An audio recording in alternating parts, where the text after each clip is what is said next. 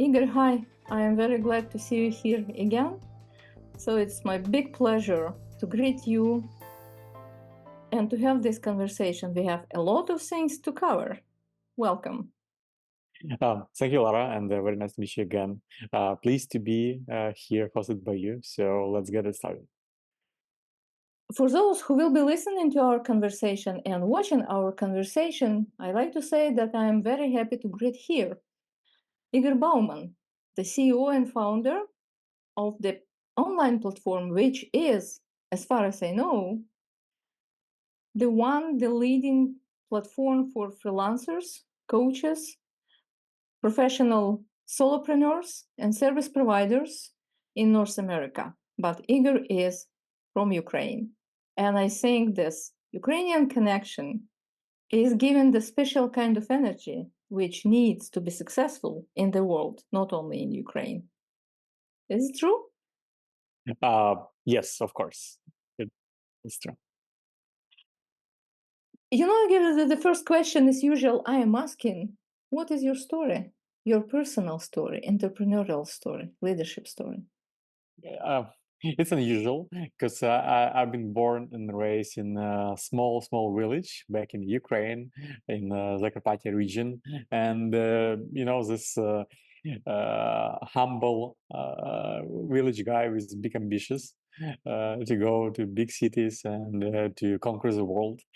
So this is how it started.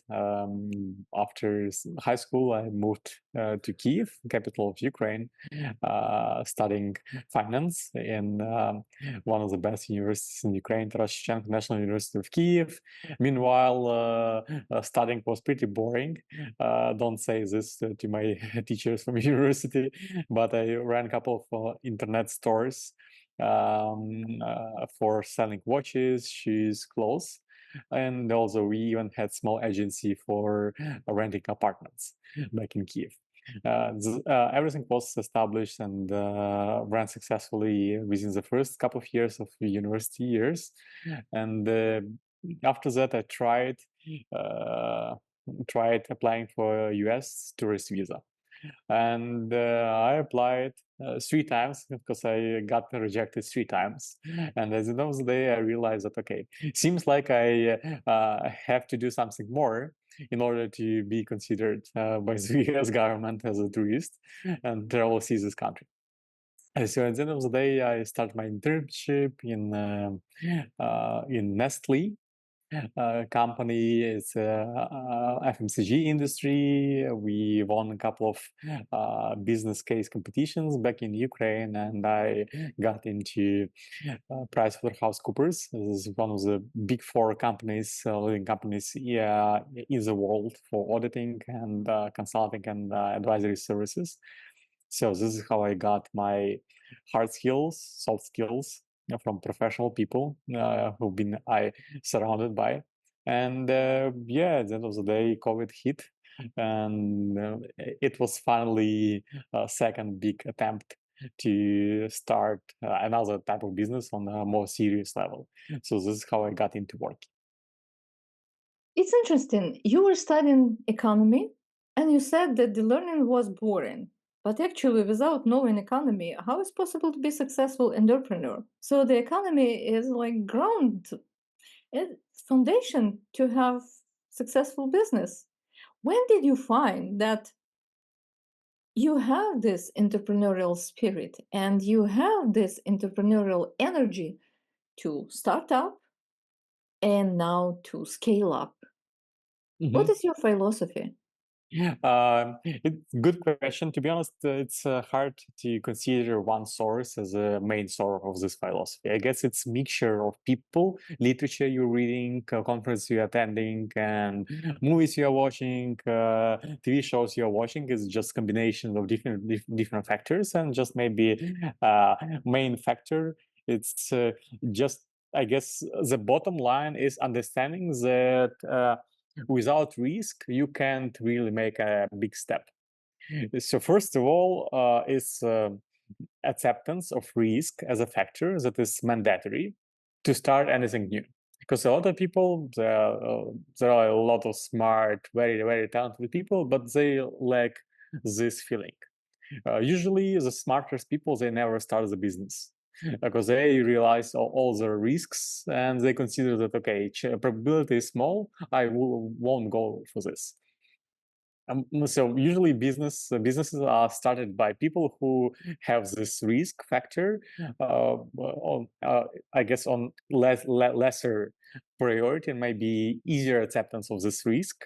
So they can actually start, consider this, and then again, running and starting any business it's really hard, and it's impossible to predict any step in the future. You can have some expectations, but it's impossible to have understanding for 100% what's coming. So it's risk, right? Do not know what's coming is risk, and you should just be ready to accept this risk. So this is, I guess, the main difference between entrepreneurs and other people. I think the people who are listening to us, who will be watching this conversation, and especially if they are solopreneur, you definitely can buy this concept. Without taking risk, it's not possible to build anything new, because you don't know what you're building until you build it, even if you know what you're going to build. You have layout and you have your ideas, you have your vision, but actually you are building your business, your practice, when you're developing it. I love it, because I think my internal entrepreneur was dreaming for a long time, and this internal entrepreneur was showing up every time when it was necessary to create. It doesn't matter. It was a concept of the new project, or the concept of the new program, or the concept of the new event, or the concept of what I'm calling new stories, so new narratives. So this is resonating very much with me. But when we had one of our previous conversation, you made very interesting point, and I'd like to come back to it. You said that in German language, the meaning of your surname is builder, Bauman, Correct. the man who is building. Yes. So in English, it will be builder, builderman. Yes. Yes. Agree. That's something in DNA. It's hard to reject. Yes. And also, I know what is the story behind the worky.net. So you can follow the link to the website of the platform, which can be very new very soon, the new version of your website, yes? But please share, how did you come to the concept of this platform for other solopreneurs? Yeah, so everything started back in COVID. I've been working for another company. We were developing mobile app for Asian client, and everything went good. COVID started, and the company was kind of prepared in advance for this, and we just moved working for the same Zoom for video calls, Slack for communication, Google Drive for deliverables. So since our work was already with a customer who is abroad, and we used to work with them online, for us moving online, it wasn't that hard as a company. But a lot of people who used to work in offices with their customers, they face different type of struggle, moving their entire business from offline office to online office. And initial name of our company, it wasn't working. Our initial name of our company was Homo, home office as a translation. But after some couple of native speakers, they suggested that, okay, Homo isn't the best way to name the company, so let's try something else. This is how we pivoted into Worky, but initially the overall concept is what it is today. Your digital home office. We had this big ambition to move your operations that you usually face as an entrepreneur. Meeting with customers, accepting payments, listing your services and products, having your personal website, and be able to manage your bookkeeping in one single place, but online. And I didn't see this opportunity right away. Everything started from the close one of my family, my mom, who been working as a therapist for one private hospital. And when COVID hit, they were not able to continue operations, and my mom got laid off. At the end of the day, she started annoying me. Hey, I'm already working with my customers online for checking their treatment. I'm using Skype. Um, can you help me? Because I have a lot of questions. I definitely referred her to using Google Meet or Zoom, but she said, okay, I already have Skype. I don't have problems with video calls, but I have problems with invoicing. Is getting payments. In Ukraine, we have this privat thing. So, but it isn't really convenient to do like meetings and privat things and doing some invoice, some paperwork, some building website is another type of fun. So my mom started asking me all these questions as a serious entrepreneur who is already working, trying to establish somehow business online, but having struggles. And then myself as a guy who is working in IT technologies should definitely understand everything and be able to set up everything easier, but I wasn't able.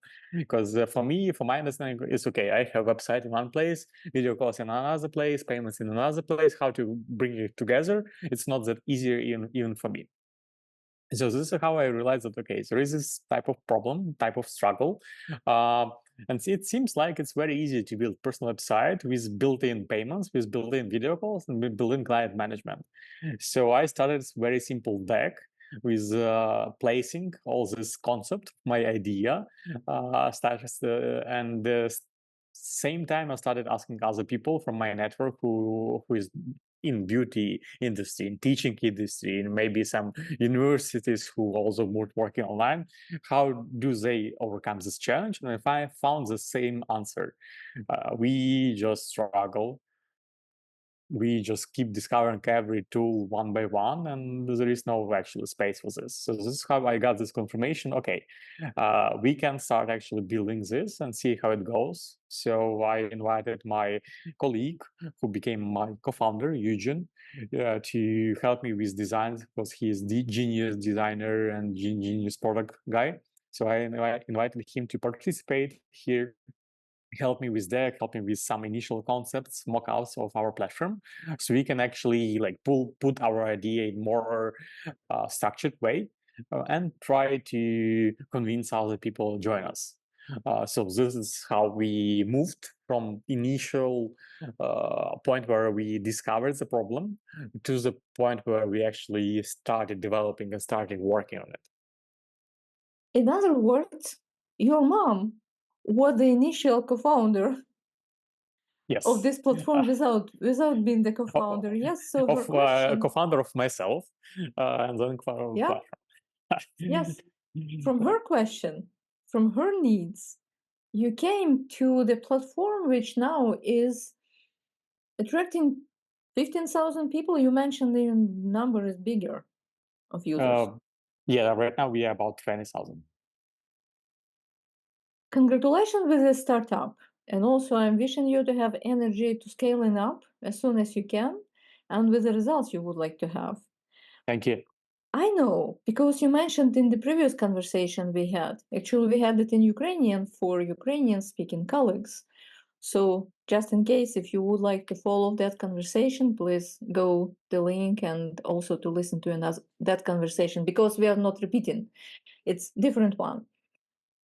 But also you mentioned that you very much love unsatisfied clients. Mm-hmm. I understand. So clients is always right. I'm not sure that clients are always right. So sometimes I'm not buying this concept. So clients can be wrong, but clients can show some possibilities. But my question is slightly different. So the unsatisfied clients can bring pain to your entrepreneurial soul, because you're Mm-hmm. crafting your startup, you're developing your startup, you're growing your startup. And how you manage this, how you deal with unhappy clients? Okay, good question. So, following this one, whenever you are building, whatever you are building, the only one gift that you can receive from other people is their feedback. So this is what you actually should fight for when you building something, because you can envision situations and product and solution in any other possible way, but at the end of the day, customers are showing us very unique ways of using our product that could be very different from initial concept. So the bottom line is you should be as close to your customers as possible whenever you're building anything. Is this platform software? Is this maybe your coaching program? Is it maybe your tutoring concept, or maybe some handbooks or some checklists? You should always validate things with people who will be your end customers. For ourselves, we having this in our DNA, and we increasing proportion of customer feedbacks in our DNA on daily basis. There are different ways how we trying to engage our customers. So we have communities in Facebook, we have communities in WhatsApp for our customers. We every time we are just trying to be really clear. So, okay, guys, whenever you have questions, here's link. You can book us for video call. You can send us message. You can text with our live support and get a response immediately. Another thing, you maybe some professional hint, you won't believe for how many things people are ready for $5 Amazon gift card. Because usually it's really hard, it's pretty hard to ask people and convince people for getting a feedback, and there are different strategies how you should actually work with the feedback, but the initial point is how would you get the feedback, and asking people will work, but just make sure that anything that you are doing, there is numbers game. So there is conversion, right? If you have 10 customers, if you're gonna ask all 10 customers the feedback, just be okay that only one will say yes, and only one will say okay to your feedback. So this is just conversion 10%, which is already a lot. So just keep in mind that you should be okay with saying no, and fast no is much better than long maybe, right? And just keep in mind that if you're asking someone for the feedback and you didn't get the feedback yet, it means that you just have not enough customers asked for the feedback, because your conversion is still didn't get to the one unit of the feedback. And secondly, yeah, when I'm mentioning the Amazon gift card, it's one of our hints. From time to time, maybe once per 2 months, we are sending all our customers email saying, hey guys, please help us to become better. Please leave review for working on some platforms, and as a thank you, we will issue $5 Amazon gift card to your account so you can use this for your shopping, online shopping. Pretty straightforward. It's just making sure that there is time limitation, because we have a pretty large number of customers, and we absolutely love to have a lot of feedbacks, but we also can't issue millions of $5 Amazon gift cards, so just keep that in mind. So that's why we are saying that, okay, feel free to send us feedback in the next 24 hours, and all those people who will send us in the next 24 hours will receive this $5 Amazon gift card. So this is one of our hints how we are getting this feedback, so customers can get something as a thank you and also help us to become better. And this is one of the ways how we are working with the feedback. Another thing that I will really want to point the attention is you should be really ready, ask questions, because it's very easy for me to hop on a call with someone, do a couple of smiles, do a couple of compliments, and just my intention and just my emotions will make people give me nice feedback. But this is not the thing that I want. I want them to give a honest feedback. That's why having video calls isn't always a very good thing for getting the feedback, because they could be just spoiled by you as a person, right? Because we are all humans today, thanks God. Yet. But talking about the future, try to think the strategy how you're gonna get this feedback without any emotional attachment to the person who is asking the question. So just to make sure that this feedback is the most honest version of the feedback which is possible to get. Sorry, I'm just saying that I can talk a lot about comments, feedbacks, and stuff because I'm working with them on a daily basis. That's why, the only one reason. I can feel it, and I also know that someone who can really be very honest with you and bring something that it's not very comfortable to accept but this is a way when it's possible to develop. But your answer brought me to the another question: how do you trust?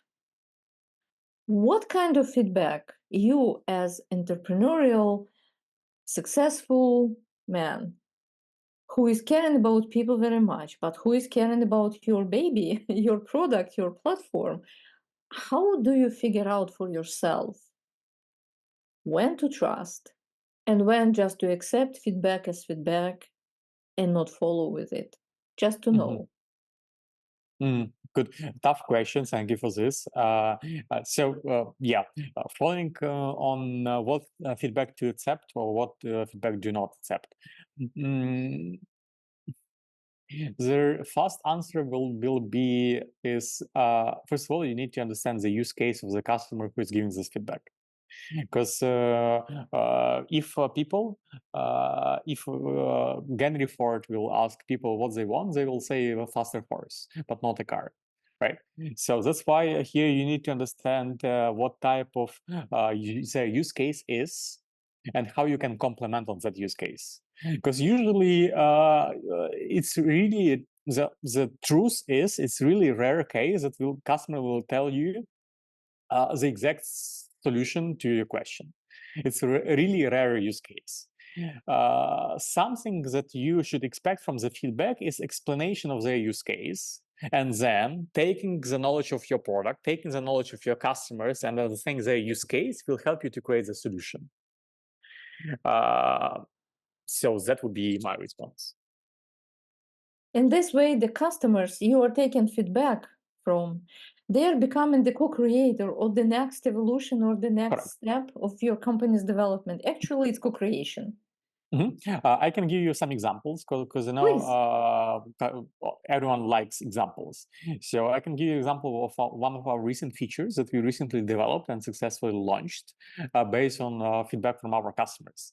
So the problem our customers had before is they didn't really know we saw that they're creating some type of products on Worky, right? Some meetings, some coaching sessions, some other type of products. They are creating some products, and we ran a long cycle of interviews with them, saying, "Hey, why did you create that product? Why did you create that product?" And I remember from a couple of our customers, they mentioned, "Oh, we actually didn't know that we can do this, but we did research. We saw other coaches who are offering this product. We saw other coaches. We saw how they do this. So we got idea from other coaches. This is why we launched this type of product." And we start thinking, okay, so they actually, at the end of the day, they need just referrals, just some more examples, what type of products they can launch. So so that they can be more inspired, they can just apply some use case to their own use case and just be more creative with that type of business, right? At the end of the day. And but it's pretty hard to give examples to all people of other people, and you never know like what people are right or what well. So we developed the technology in our software. So every time today you are creating that type of product with Worky, you are selecting what type of product you want to create, like meeting or maybe some course, whatever. You're clicking on it, and we are giving you ready-to-use templates based on your profession and based on other products that our customers created. For example, if we have digital product, you click on digital product and we allow you to create blank just from the scratch, or you can use template for course, template for webinar, template for some book, template for some recording. So we are giving you these options that you can just apply and use. So we are just giving you this fresh amount of ideas, what type of products you can create, so you can be more creative.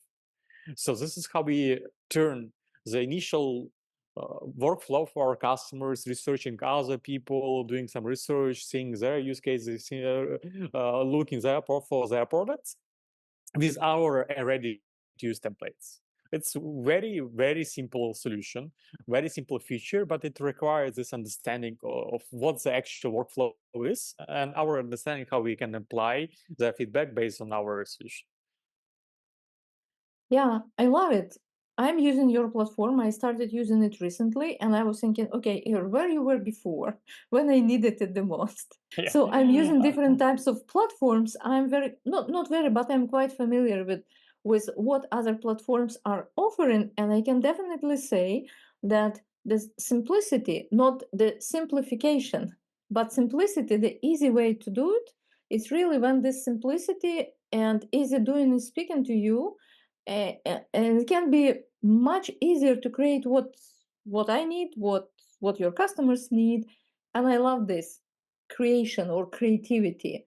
So I think it's part of DNA to create. Without Yes. creating, how is possible to be entrepreneur? My question is about your business specifically. Developing startup in the Silicon Valley is a challenge by default. It's my understanding. I'm not in Silicon Valley, I'm near Washington, D.C., but I know that it's not easy. And your startup is growing fast and doing very well.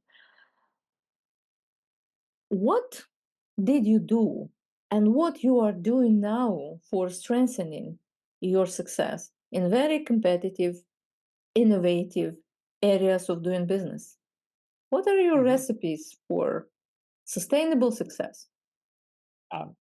I guess I'll tell something, some unpopular opinion, because a lot of people are thinking that okay, it's so easy. You're just getting to the US and you can just literally take dollars from a tree because there are a lot of money and you can go get this money very easy. So this is a very common thought that all people are having. And at the end of the day, a lot of startups, a lot of companies, a lot of founders uh, flying in Bay Area in California in the US with this perception and this expectation.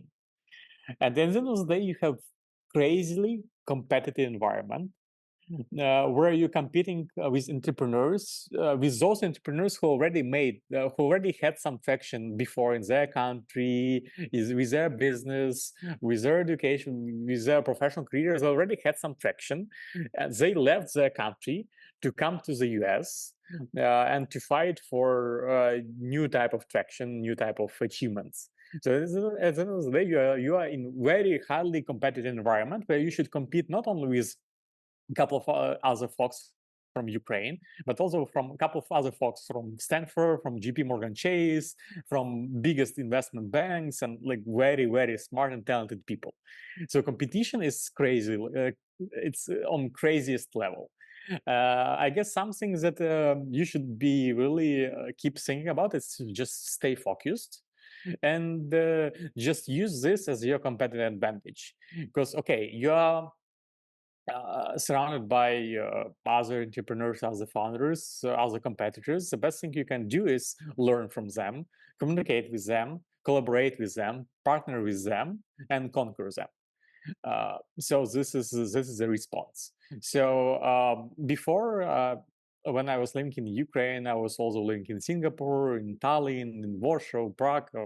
For some time, different countries. I was working with different entrepreneurs, and I thought that I'm working a lot.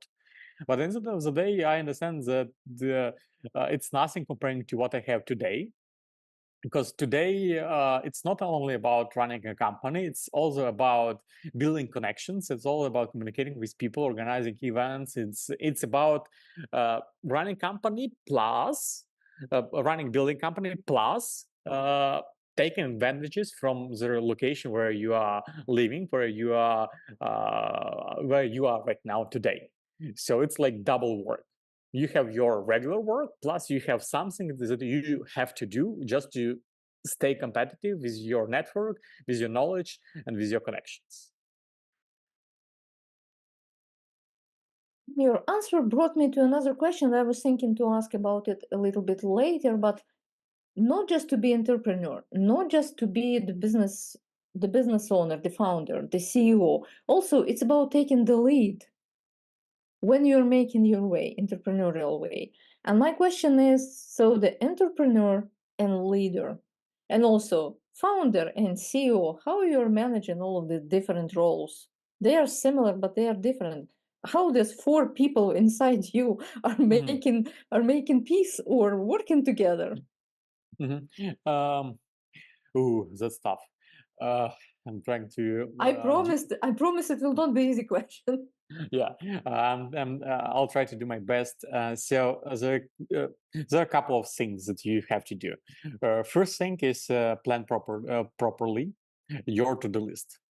A second thing is plan properly to-do list of your team, and just make sure that you can uh, outsource your work and you can distribute your work between your team members. A lot of people struggling with this, and even today myself, I understand that I can do a lot of stuff myself and on very good quality, and sometimes I'm struggling with hiring someone because I understand that I can do myself better. So for me, it's hard to hire someone for some type of work. But at the end of the day, you should just know it, and you should just be okay with the things that you cannot do everything. And your main task, your main goal is to make sure you can plan for people and help them improve, give them example, and always push forward. Because the reality is, if I'll be always in a routine of operations, working with the day-to-day tasks, there is no way we will move forward. So this is the reality.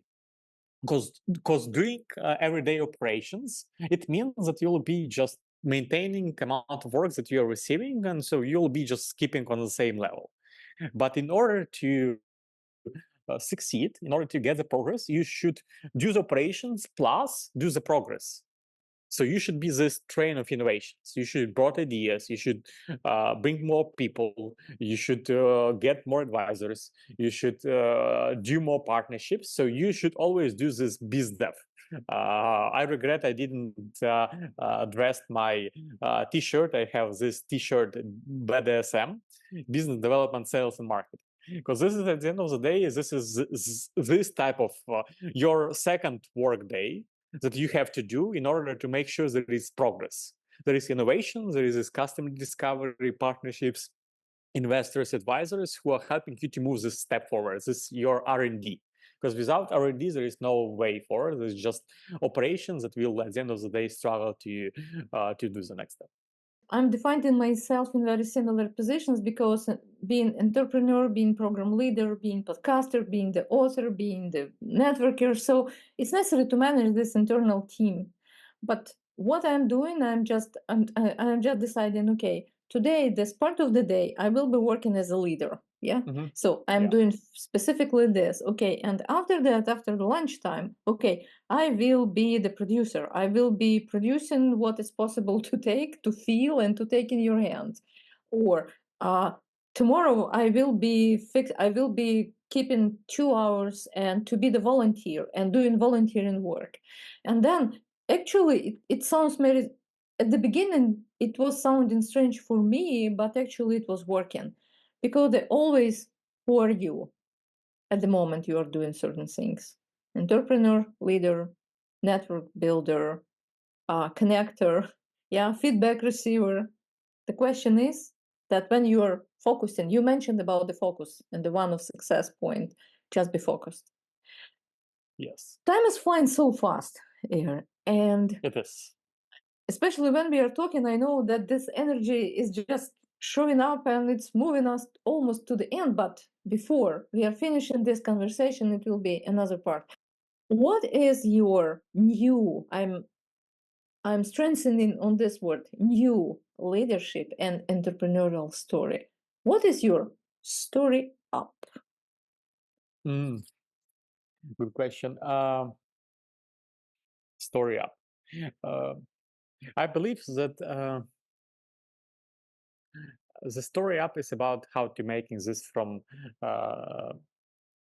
0 to 1, from 1 to 10, from 10 to 100, from 100 to million, right? So the question is here how to scale properly. So my new entrepreneurial story would be about big partnerships. about big customers, and about growing team. Because at the end of the day, my general advice for all the entrepreneurs, your task is not to be the smartest in the room.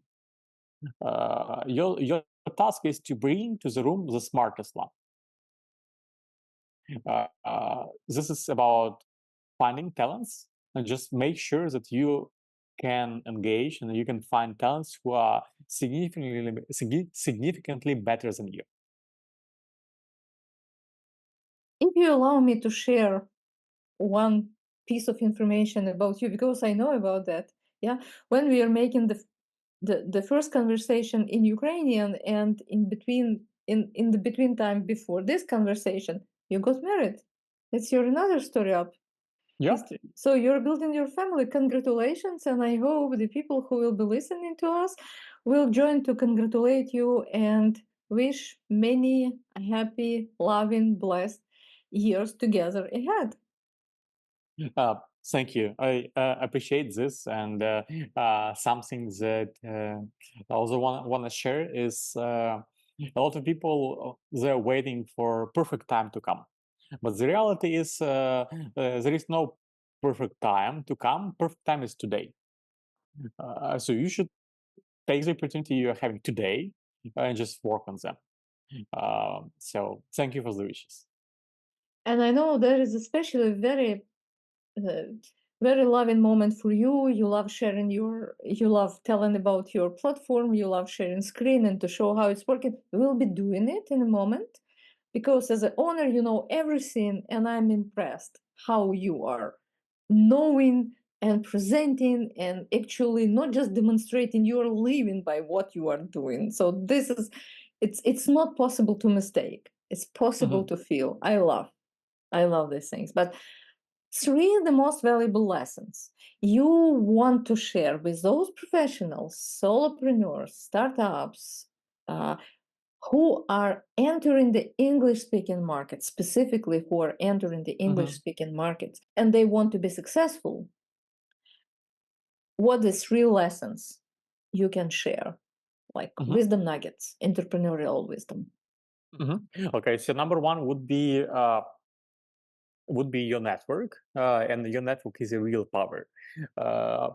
Make sure that your network can work for you, right, and for your business.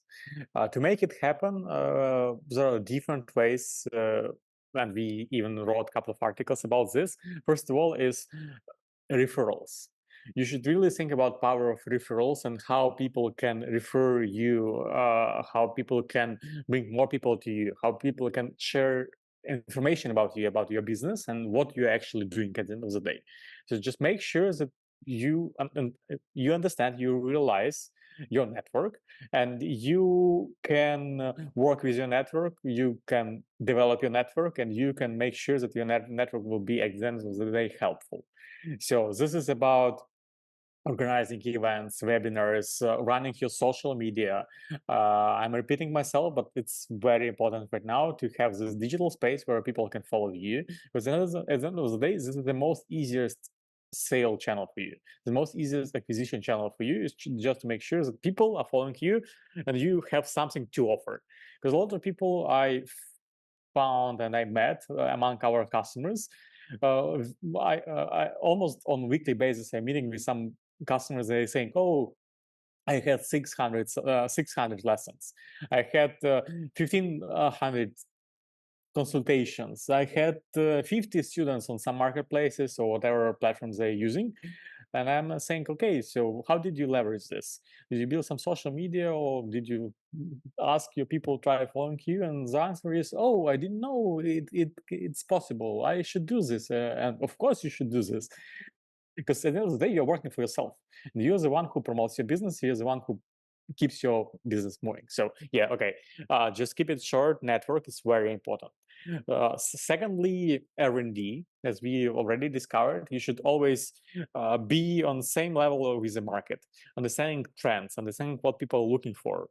A very easy way is Google keywords. Just going to Google keywords and seeking for today's trends for people requests. So this is the easiest way to understand what people are looking for today. In a Google, and based on seasons, based on different celebrations, different challenges they may have in their life. So this is another thing, R&D. And third one is team. Don't be afraid about outsourcing your work. Don't be afraid about sharing your work, because at the end of the day, two heads is better than one, right? Like having 2 ideas, 3 ideas is better. That is already great when you can discuss, when you can share. And don't be afraid that, because a lot of people are saying, oh, I don't have money right now to hire. You don't need to have money to hire. You can always use power of freelance. There are many platforms, and you can also find other people on Worky. You can just book. If you need some consultation from another coach, go to Worky, find the coach, book for 15 minutes discovery call, or just pay. Don't be afraid paying someone, because paying for getting feedback is the easiest way to do less mistakes. So this is how I actually spent some time talking about us giving $5 Amazon gift card, because for us it's much easier to give $5 Amazon gift card rather than spending like 1, 2, or few months of our team working on features that nobody needs. Correct? So that's hiring, network, and R&D. Thank you for sharing. If you now ready to share briefly your platform, your personal cabinet, what is possible to do, you have a moment. Cool. Thank you for this opportunity. It's my most the type of work doing this. So it's worky.net. It's our website. It's gonna be updated soon, but the link is gonna be the same, worky.net with double E. And let me log in into my cabinet so I can show you how it looks inside. So starting from my Worky, the best way to understand our platform is about 3 simple steps that you need to do in order to set up your business, right? Your business, your website, and promotion. Because any business starts from products that you're offering. That's why here you're setting up your products. Then, since of our specific on coaches and tutors, here you're setting up your booking system. What type of hours are available, how your availability works, what type of video calls you have, and what type of notifications you would like your customers have. And payments, how you're gonna get paid. Another thing about work is that every time you are getting paid from your customers, you are getting paid directly to your account without any fees. So this is how it works, and you can imagine Worky as some online store, right? Some Shopify store, whatever store you can imagine. You have your products. You are a businessman. You're having your products. You're selling your products, and you are getting paid for your products. So this is how our platform operates. Then on my website, you are setting up your digital store, right? You are setting up your content, you are setting up your designs and templates, you are setting up your address and some marketing pieces. And on promotion, this is how you can promote your website, how you can promote your business with our help, with our space, with our marketing services. And a couple of more steps on meetings page. We're gonna show all your operations. So right now we are dive into what's happening after you got booked. So here you're managing your meetings from different calendars, so you can have a quick glance of your work schedule. On orders page, you're gonna manage your orders. Every time when you are getting paid for your orders, you're gonna see your orders here. You'll be able to track time, to share attachments, and see all the information about orders. On clients page, you're gonna see all your customers. You're gonna see all your recent updates from your customers. So when someone books a call, when someone reschedules call, you can see all the information here, and all your finances. Here you can see all your payments in one place. Every time you're getting paid, you're gonna see your invoice here, you're gonna see your financial summary here, and you'll be able to invoice your customers if you would like from this page. That's it. Thank you. Very quick, really. But if you would like to know more, I also ask Ihor to share the video which is possible to watch on the Worky platform. A lot of explanation. So I love exploring. I love learning. I love exploring. I am exploring what is possible to do with Worky. because I never suggested anything try using if I'm not using by myself, or if I'm not exploring by myself. And also, maybe I also can be in some way, in somewhere, unsatisfied clients. I can come back to you saying, here, hi, how about to add this, or how about to think about that? So That would be we're awesome. ready. Yes. Yes. So the final part of this conversation, actually, it's very short question, very short answer. I call it blitz. Yeah. Cool. Are you ready? Yes. Ihor, what do you value the most in life and business? A trust. What cannot you accept and tolerate at all in life and business? Lie. Who was the person who did open business world for you, and when it happened?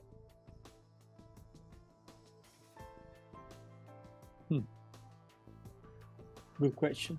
I guess one friend of mine who helped me to start my first digital store during university years. He showed me by his example how he was doing this, and this is how I started from buying, offering, and selling products. The first book you can recommend reading to first-time entrepreneur or first-time startup leader? $100 Startup, the name of the book. It gives you hundreds of examples of different people and use cases who started their business with $100. If you were able to talk to the entire world, knowing that the entire world is listening to you at the moment when you are speaking, what one message you can share? I'd say that we are living in the world where you can create. So my recommendation would be create products around you. What is a question you would be happy to answer, but I didn't ask for some reason? The question... Ooh, good one. I guess maybe how we see ourselves in the future, like 10 years from now. I'll see Worky as a leading platform for digital professionals to offer, create, and share their products and services. Thank you. I hope it will be possible to meet again and to have this conversation in 10 years. I hope I will be still alive in 10 years. You're very young. Of course. So you definitely will be doing great things. So thank you very much here. I have a great pleasure to talk to you again. And also those who are listening to us, who will be watching and listening to this conversation, please join me to thank you, Ihor Bauman, extremely creative, innovative, entrepreneur and leader, founder and CEO of Worky.net. So thank you for being with me and also bringing this startup energy to Story Up podcast, which I'm doing now. Thank you so much. Thank you for having me, and good luck with what you're doing. You're also creating products around you, so that's a great mission that empowers a lot of people. So please keep up with the great work. Thank you, and to be continued. Let's come back and we'll be talking again. Not only with Igor. Thank you, Igor.